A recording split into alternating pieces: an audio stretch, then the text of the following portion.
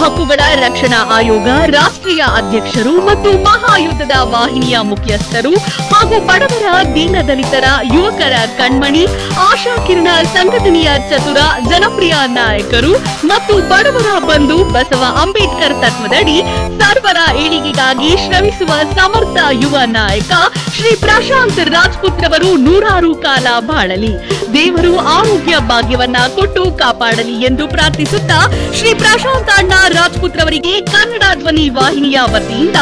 42ನೇ ಹುಟ್ಟುಹಬ್ಬದ ಹಾರ್ದಿಕ ಶುಭಾಶಯಗಳು. ನಗುತ್ತಾ ನಗುತ್ತಾ ಬಾಳು ನೀನು